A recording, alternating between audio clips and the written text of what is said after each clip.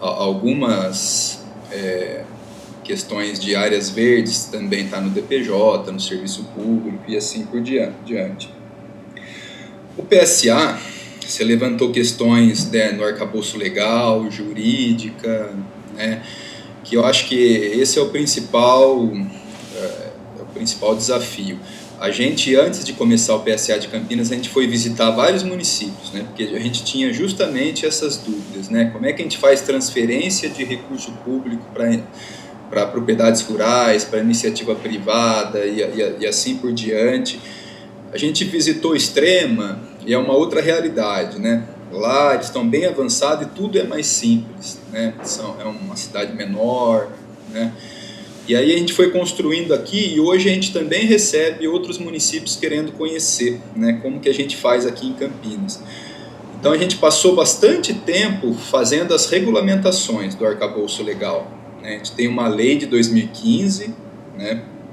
Inclusive prevê a priorização, né, para questões sociais, né? A gente prioriza pequenas propriedades e agricultor familiar, né?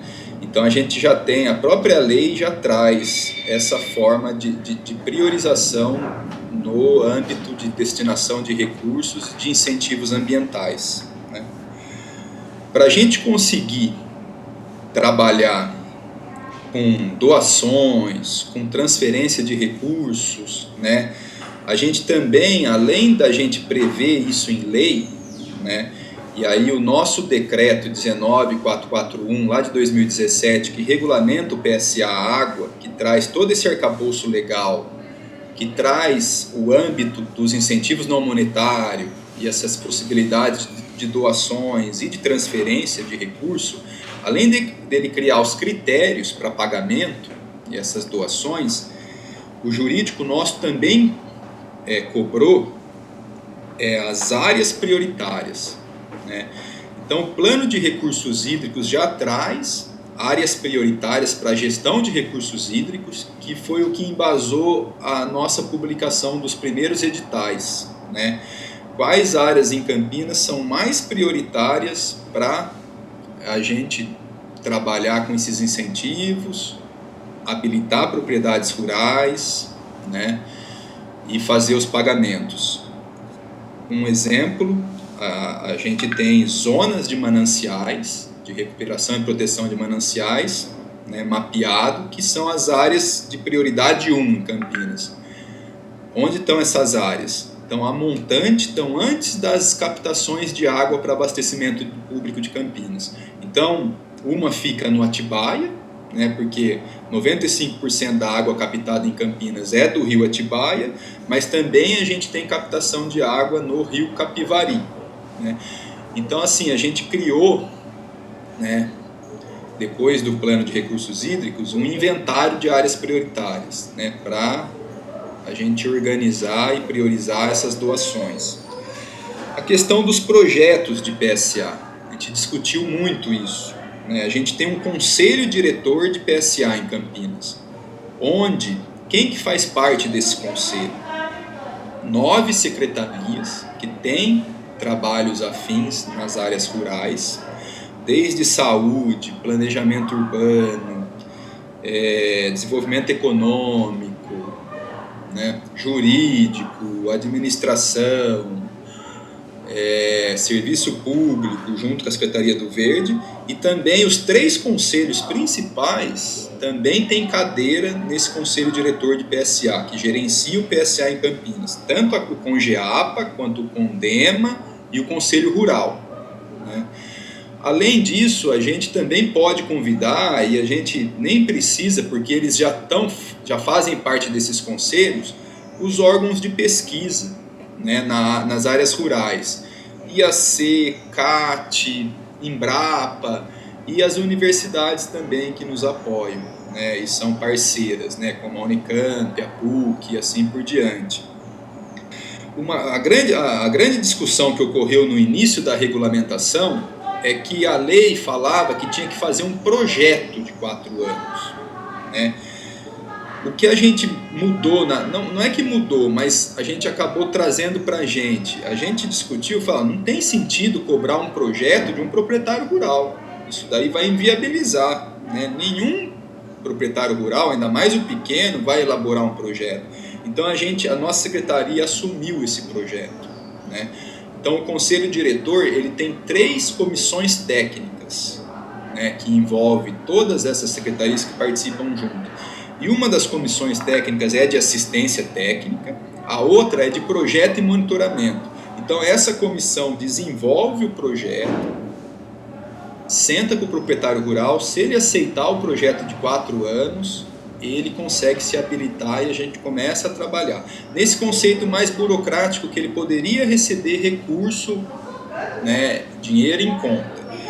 O resto, que ele não precisa receber dinheiro em conta, ele só vai entrar no conceito de incentivo não monetário, é uma assistência técnica, uma extensão rural, né, uma doação de muda, uma assistência em conservação do solo, numa dispensa de outorga para recurso hídrico, por exemplo, ou no saneamento rural, ele não passa por essa burocracia, ele não precisa participar de um edital de chamamento público, né? Ele aciona a Secretaria do Verde e a gente vai até ele, né, faz a visita na propriedade e presta essa assistência técnica, né? Divulgação de PSA, né, foi complicada na área rural, né? É o que você falou, ele não tem acesso às redes sociais, às vezes a e-mail, à internet, ele não vê nada no site da prefeitura. Funciona a gente ir lá na propriedade, a gente fazer oficinas lá, dia de campo na propriedade rural, isso funciona bem, né? Isso a gente foi descobrindo ao longo do tempo. Eu não sei se eu respondi tudo, assim, mas eu tentei fazer um apanhado de tudo que você colocou. Passo para o Gustavo, acho, para complementar. Vamos lá então, Luziane. Realmente, olha, obrigado pelo apoio. Eu acho que só a fala de que a nossa equipe é pequena já é um incentivo para a gente, o reconhecimento para a gente buscar uma melhor condição. Com relação ao que você tinha dito, né, você falou sobre parceria privada. A gente hoje na educação ambiental tem uma única parceria privada, que é com um empreendedor aqui na região do Ribeirão Anhumas, e chama Projeto Águas do Futuro. E dentro do empreendimento eles estão construindo uma área de educação ambiental e eles vão fazer o monitoramento da água do Ribeirão no trecho dentro do empreendimento e um pouquinho além. E isso está sendo feito em parceria aí com as escolas da região, onde os professores é que vão fazer esse acompanhamento, tudo subsidiado por esse empreendedor.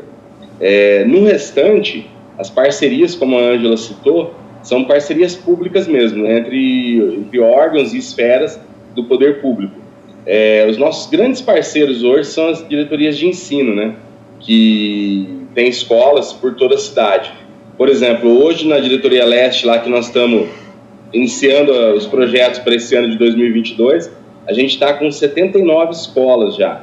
Na diretoria oeste ainda estamos com um pouco menos, mas a tendência é que, na medida que os projetos forem sendo desenvolvidos, as escolas vão ir aderindo, né, a esses projetos. E com relação ao olhar social, eu acho que isso é importantíssimo. Eu moro aqui na região do São Quirino, inclusive eu moro pertinho do CRAS aqui. E como eu falei na hora que eu estava apresentando, né, eu acho que essa parceria que a gente está conseguindo com a assistência para esse processo de revisão pelas intersetoriais, eu acho que vai conseguir ampliar muito a nossa capilaridade junto à população local, que sempre foi uma dificuldade para a gente. Apesar das escolas serem um ambiente assim, extremamente propício, né, para sensibilização e multiplicação, não necessariamente a gente sentia que estava tendo um contato, estava tendo essa abertura junto às pessoas do território. E a nossa ideia agora é essa, ampliar essas ações, principalmente apoiar as ações que a sociedade civil já vem desenvolvendo, né? Então a gente já tem algumas parcerias aí que estão em andamento, e o nosso grande eixo de trabalho são justamente essas parcerias, tanto com o Estado, através das diretorias, quanto dentro da própria prefeitura, né? como a Ângela citou, através dos centros de educação ambiental que não são da nossa gestão. A ideia é sempre ir buscando ampliação da atuação da educação ambiental dentro do município todo, principalmente nas regiões mais carentes. Por exemplo, a Dulce, né, acho que foi a Dulce, tinha perguntado se tinha um centro de educação ambiental aqui na região do Anhumas. E foi, né, Dulce, você? Aí, garota. Então, a gente não tem. Não temos mesmo. Então, o que a gente tenta fazer para suprir essa deficiência de equipamentos? A Secretaria hoje está retomando, que durante a pandemia foi interrompido, 2 contratos que são, assim, para nós, essenciais para o nosso trabalho de educação ambiental. Sem eles, a gente fica muito amarrado. São o quê? O contrato de transporte e um contrato de alimentação. Do que se tratam esses contratos? Através do contrato de transporte, a gente consegue pegar qualquer escola dentro do território de Campinas e levar essas escolas para os centros de educação ambiental. Então, não depende da escola buscar esses recursos para poder ter acesso aos equipamentos. A gente consegue providenciar. Inclusive, ontem, a gente conversando lá internamente na Secretaria, já está na Secretaria de Administração para sair o edital da licitação da ATA. Então, em breve, a gente espera que até julho aí, o contrato de transporte esteja vigente. E o de alimentação escolar, que são os kits lanches para os alunos, né, que quando eles vão visitar os nossos equipamentos, quando vão participar das atividades, até na própria escola, tudo, a gente sempre oferece esse apoio que a gente pode conceder. E a gente também tem esse contrato de alimentação para os alunos, né, para as pessoas que participam das nossas atividades, dos nossos equipamentos. Então, é uma maneira de, entre aspas, aí, né, tentar democratizar o máximo possível. Então, por exemplo, se a gente pega uma escola lá do Vida Nova e leva essa escola lá na Mata de Santa Genebra, é uma forma de você incluir esses alunos, nessas pessoas, numa realidade muito diferente da delas, né? Porque a região dos distritos ali do Campo Grande e do Ouro Verde tem uma carência muito grande, não só de áreas verdes sociais, como a Ângela citou, mas também de possibilidade de espaços onde a gente consiga desenvolver educação ambiental. Fica muito restrito à própria escola. Então, com esse apoio nosso, a gente tenta, na medida do possível, democratizar e levar ao conhecimento dessas regiões mais carentes que existem, sim, espaços de preservação e, principalmente, que eles desenvolvam esse olhar para usar dentro do próprio território de que é possível se lutar por isso ou preservar o que já existe, né, sempre nesse intuito de informar e criar uma consciência mais sustentável, ambiental, para todas as regiões da cidade. Espero que eu tenha conseguido. Se não, pergunta de novo aí que a gente manda bala. Obrigado. Gente, vou seguir aqui na ordem. Vou chamar então a Daiane agora. A gente tem uma ordem, só para vocês acompanharem aqui. Daiane, depois a Silvana Ortiz, Cláudia, a Ângela Podolski e a Tereza. Acho que essa é a ordem que a gente identificou aqui, tá bom? Por enquanto. Então, a Daiane, por favor.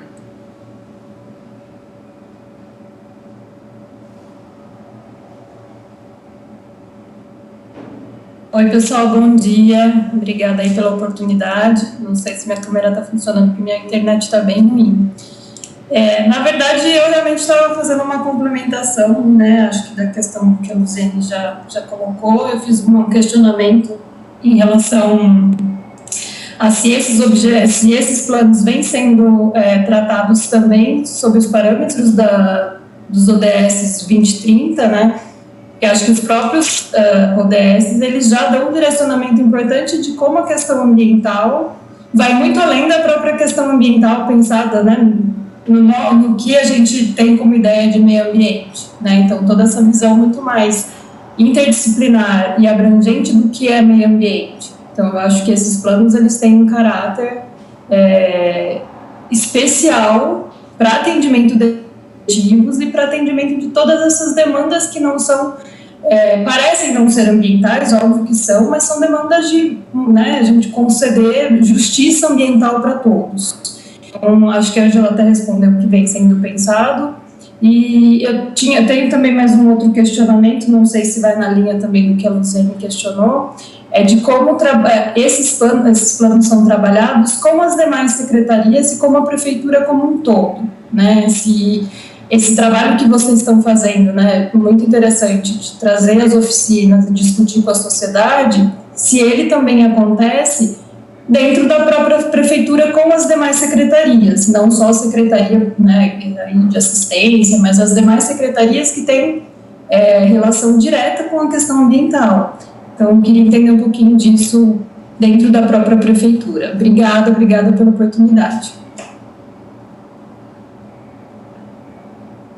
Oi, Daiane. É isso. Então, super importante você trazer a questão da Agenda 2030, dos ODS. A gente sempre tem o olhar para essa agenda. Inclusive, até coloquei aí no chat que a gente vem aí acompanhando e monitorando também, junto dos indicadores do Programa Cidades Sustentáveis, que tem todo esse vínculo com os ODS, né? Então, não está dissociado, né? E para a gente é um grande norte, porque foi como você disse mesmo, a gente não está olhando especificamente para a questão ambiental. Quando a gente pensa nos ODS, a gente está olhando para outras pautas que são completamente integradas e complementares, né? Então, acho que esse é um ponto. E em relação dentro da prefeitura, né, como que a gente trabalha, então acho que a gente já falou um pouquinho sobre a questão da educação, mas a gente tem interface com diversas secretarias, né? Então, desde a infraestrutura, a Secretaria de Planejamento, né? Então, como que a gente se coloca e coloca as diretrizes ambientais dentro do planejamento urbano, né? Acho que tem um ponto, por exemplo, em que a gente vem mudando a legislação. Um exemplo é esse da implantação dos parques lineares, em que a gente mudou toda não, né? Mas a gente mudou a legislação de aprovação de loteamento para que pudesse incorporar a necessidade da implantação dos parques lineares. Então, esses parques lineares, por exemplo, a gente tem uma resolução conjunta que trazem as diretrizes básicas do como eles devem ser, que foi construída junto com a Secretaria de Transporte, junto com a Secretaria de Assistência, pensando na questão de acessibilidade também. Então, são dentro das normativas, principalmente, que a gente vai construindo e vai amarrando a questão ambiental dentro de outras pautas, né?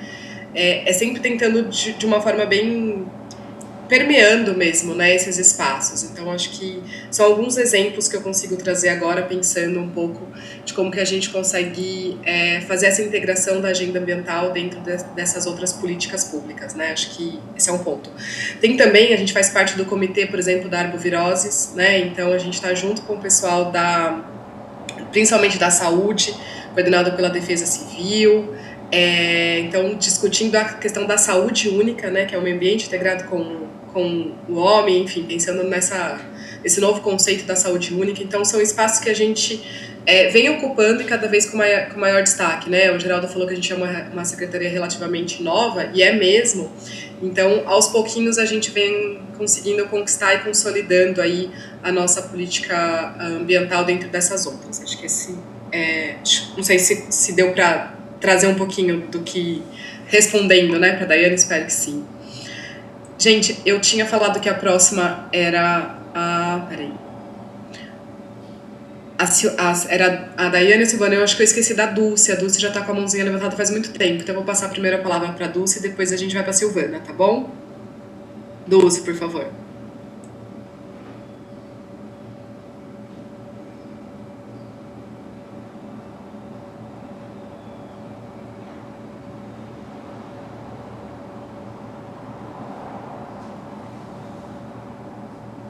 A gente não tá te ouvindo. Não tô nem te vendo. Antes eu tava, agora eu já não tô mais.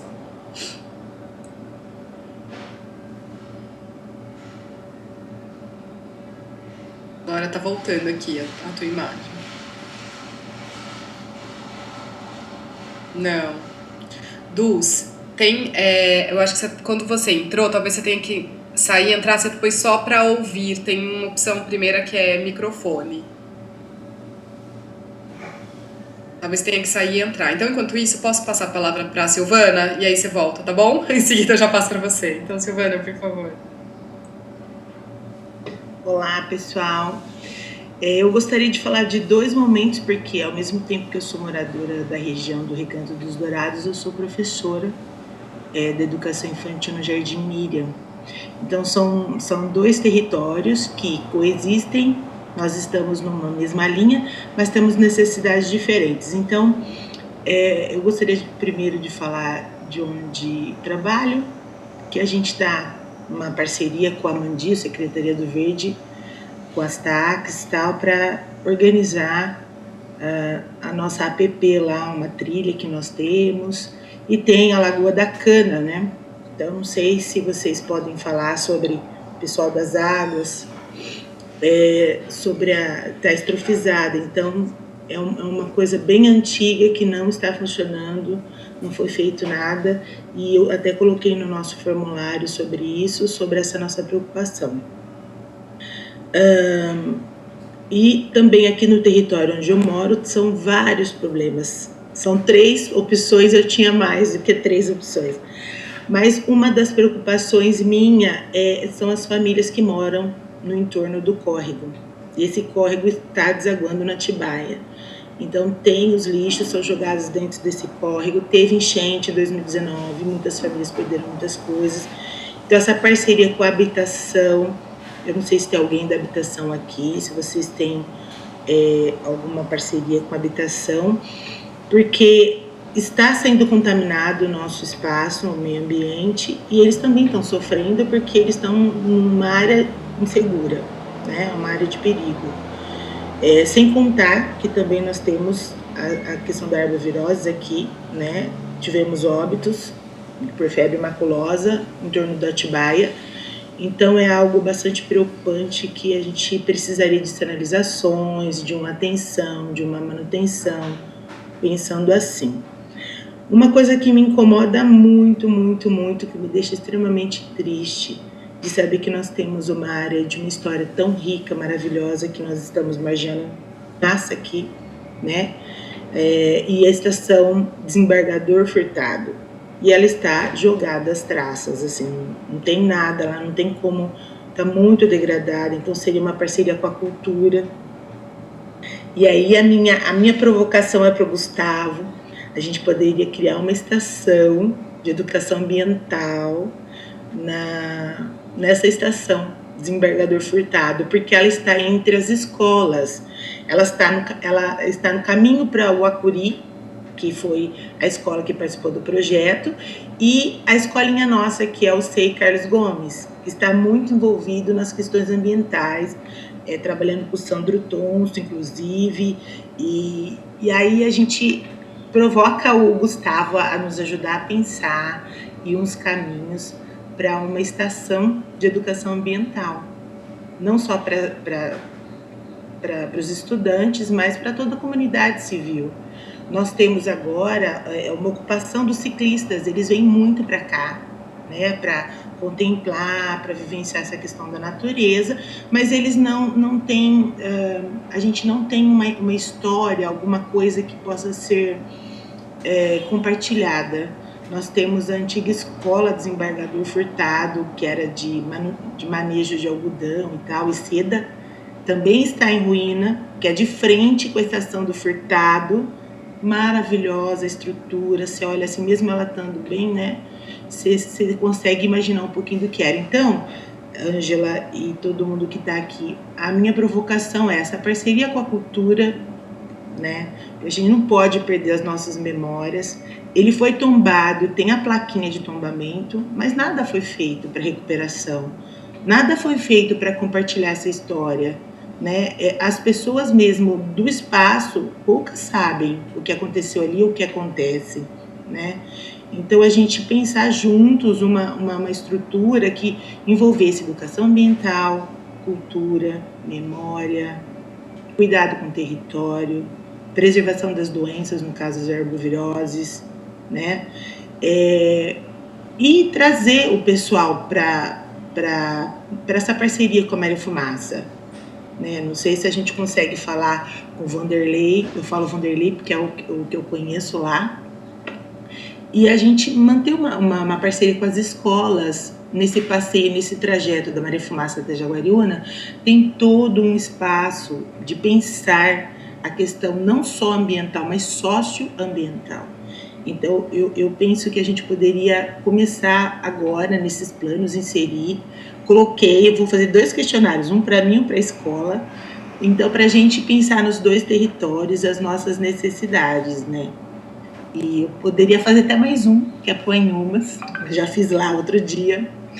E assim, para a gente não deixar passar, gostaria de deixar registrado aqui, aproveitar que estão todos aqui, que esse lugar aqui está começando a se levantar, tem um intersetorial agindo, está engatinhando ainda, pelo que eu percebo, mas a gente precisa pensar juntos planos de ocupação desse espaço, desse território. Tem bastante gente querendo trabalhar nisso, mas aí a gente começa agora nessa oficina para pensar nesses próximos tempos aí. Espero que seja logo. Obrigada, gente. Posso dar o início aqui? Vamos lá. Tem uma notícia boa, outra, não vou dizer que é ruim, mas a gente vai ter que ter mais trabalho. A boa é que já faz umas 2 semanas eu entreguei o termo de referência, né, que é o documento que vai instrumentar, vamos dizer assim, a possibilidade de execução de um TAC ou de um TCA lá na região do Jardim Emília. Entregamos para o Vogel, que eu estou super feliz também. Finalmente está caminhando. Que o Vogel é um técnico lá da secretaria, ele é o responsável por intermediar, né, esses TACs, esses TCAs com as empresas. Então já está na mão dele, está praticamente pronto, e agora ele começa essa garimpagem para buscar junto às empresas que têm alguma compensação, né, para ser executada, para a gente já direcionar para esse projeto lá no Jardim Emília. Então foi um avanço grande, a gente ficou super feliz quando a gente conseguiu terminar, porque é novo para a gente também, né? A gente não fez nenhum projeto parecido com esse. Então a gente começou do zero ali, óbvio, o Amandi fazendo essa interlocução trouxe para a gente as ideias e as demandas que vocês elencaram, e a gente conseguiu construir um documento com isso que hoje vai referenciar, né, a execução do projeto. Eu espero que em breve, estamos na torcida lá. Com relação aos espaços que você citou, Silvana, eu já estou aqui sonhando, né? Gente, seria espetacular a gente conseguir, né, movimentar tudo isso. O nosso grande problema, assim, a gente tem vários espaços potenciais bem parecidos. O nosso grande problema hoje é justamente equipe e infraestrutura, né? Que significa isso? O primeiro passo seria ver qual órgão seria o responsável dentro da prefeitura para a gente buscar o apoio para um processo de revitalização mesmo, né, desses espaços.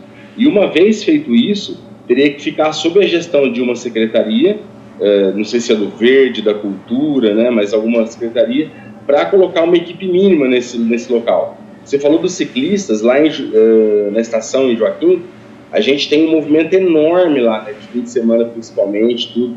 Mas como tem lá a parceria da nossa secretaria com a Secretaria de Turismo, a gente consegue deixar a equipe permanente lá, inclusive de fim de semana. Então, assim, tem uma dinâmica muito bem organizada e funciona super bem. Então, assim, é um modelo que já existe e funciona bem. Agora, a gente vai ter que buscar essas entradas, esses apoios aí para ver como viabilizar isso. Uma coisa você tem toda a razão, né? E eu vou frisar aqui para todos que estão participando. O que tiver na proposta de revisão dos planos, nem tudo a gente vai dar conta de cara, vai ser difícil, a gente vai atrás, mas uma coisa eu tenho certeza, o que não tiver como proposta, isso não vai ter mesmo. Então eu acho que a gente tem que sim aproveitar esse momento, nós internamente estamos com esse olhar também, de tentar colocar tudo que a gente imagina que seja o ideal para que esses planos, né, se levantem, cada vez cresçam mais e se estruturem. Inclusive, dentro da prefeitura, a gente brinca que só funciona por demanda, né? Se você não vai atrás, não cobra e não fica ali em cima, as coisas não acontecem. Então, as demandas têm que ser geradas. Eu acho que esse é um momento muito legal para a gente aproveitar. Vamos colocar todas essas contribuições, vamos pedir, vamos mostrar que existe interesse, principalmente da sociedade civil, para que essas ações, esses projetos sejam executados, que isso dá força para a gente também, enquanto secretaria, buscar apoio em outras secretarias, né? Porque senão a gente chega, leva uma demanda, a impressão que dá a Secretaria do Verde, que está inventando isso, e não é, né? Com vocês apoiando a gente aí nessas contribuições, a gente tem sim força e embasamento para chegar e dizer, ó, não é da nossa cabeça, é uma demanda da população e a gente precisa ir atrás para resolver.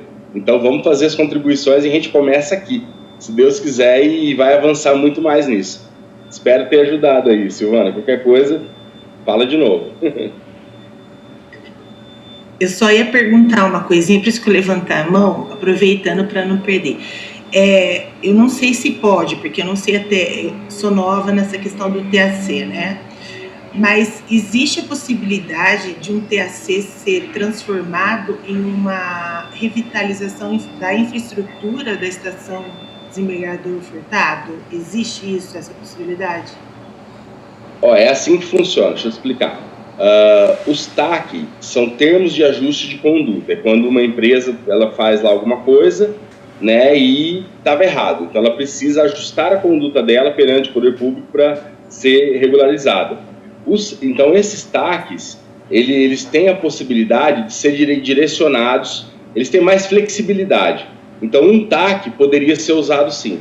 O TCA, que é o termo de compensação ambiental, ele já é mais restrito. Então, por exemplo, o Geraldo citou isso em algum momento aqui da nossa conversa. Então uma empresa foi lá, ela poluiu um rio. Então esse termo de compensação, ele tem que ser usado especificamente para alguma questão de recursos hídricos. Se houve uma movimentação de terra, ela tem que ser uma coisa relacionada à proteção da terra, do solo. Então, assim, os TCA são mais amarrados.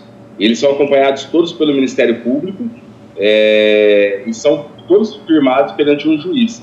Então, hoje, a visão do Ministério Público é que, onde houve um dano ambiental, a compensação tem que ser feita especificamente para compensação ambiental. Já o termo de ajuste de conduta, inclusive a gente tem isso dentro da nossa lei do decreto de licenciamento, o termo de ajuste de conduta ele pode sim ser direcionado para uma questão que não seja especificamente a compensação ambiental, mas para uma atividade de educação ambiental, para um equipamento que vai gerar uma melhoria na comunidade com resultados ambientais. Então os TACs são mais flexíveis, os TCAs não, tá? É essa mais ou menos a lógica da coisa. Então, dependendo da demanda que chega para a gente tenta buscar dentro das duas possibilidades qual a que se encaixa melhor para a gente tentar executar. Então, no caso aí, acho que talvez sempre teria que correr atrás de um TAC. Mas assim, sempre lembrando que se a gente de repente leva uma proposta, né? Porque tudo que a gente vai fazer, tipo, monta um projeto. A gente leva uma proposta até o Ministério Público e se eles não aceitarem, infelizmente, a gente não consegue. Então vai depender muito da característica da compensação que tem que ser feita. Mas pode ser feita, eu acho que tem que ser pontuado, até para a gente ter subsídio, como eu disse, de chegar de repente perante o Ministério Público e dizer, ó,